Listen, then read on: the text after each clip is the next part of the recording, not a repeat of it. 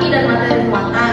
Yang keempat, dapat dilaksanakan. Yang kelima, kedaya gunaan dan kehasil gunaan. Yang keenam, kejelasan rumusan. Dan yang terakhir, keterbukaan, Mbak. Oke, aturannya dipangkas biar ringkas ya, Mbak. Nah, sekarang saya mau tanya nih ke Mbak Vita. Aturannya kan udah simpel ya, Mbak. Tapi kalau mental orangnya masih kaku, masa maju bohong ya? Nah, di buku kan ada tuh istilah pembicaraan paradigma. Itu maksudnya gimana ya, Mbak? Nah, itu dia itu dari informasi biologi. Nah, buku ini tuh mencatat kita sudah bergeser dari penjelasan kognitif menjadi performatif. Nah, bahasa manusia yang beriman sama kognitif itu apa ya? Sebenarnya begini, jadi kognitif itu mentalitas lama di mana apa saja cuma pikirin yang penting formalitas posturnya beres. Gak peduli layanannya cepat atau lambat. Mereka merasa sebagai penguasa yang harus dilayani.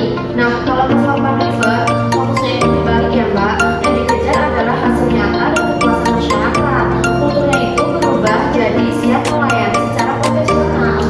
Wah, berarti kita sebagai warga posisinya jadi raja ya. Betul. Tapi Mbak Nisrina, emang ada yang menegakkan kulturnya buat masa aparat berubah kelakuan kayak gitu? Ada banget, turunan pertamanya itu ada di Undang-Undang 5 tahun 2014 tentang ASN. Di pasal 2 atur tentang manajemen ASN seperti profesionalitas, akuntabilitas, atau kalau mereka nggak profesional, dia melanggar undang-undang, Mbak. Terus gimana kita tahu kalau reformasi di suatu dinas atau masa pemerintahan itu sukses? Emang ada tandanya ya, Mbak? Jadi buku itu terdapat di tabel nomor 7. Jadi di tabelnya itu jelas banget sukses itu kalau organisasinya makin efisien dan tempat tinggi, lalu SDM-nya juga makin kompeten. Tata laksananya simpel alias nggak berlibat. Ujung-ujungnya indeks kepuasan pelayanan publik meningkat. Ini menarik nih. Nah, ini katanya sih bagus ya, tapi kok di media sosial masih sering viral nih. Nah, netizen sering curhat soal fungsi atau pelayanan yang berbeda-beda nih. Nah, hambatan terbesarnya tuh apa ya, Mbak? Nah, jadi buku itu menetapkan hambatannya secara jujur anak. Musuh terbesarnya itu dikenal gimana?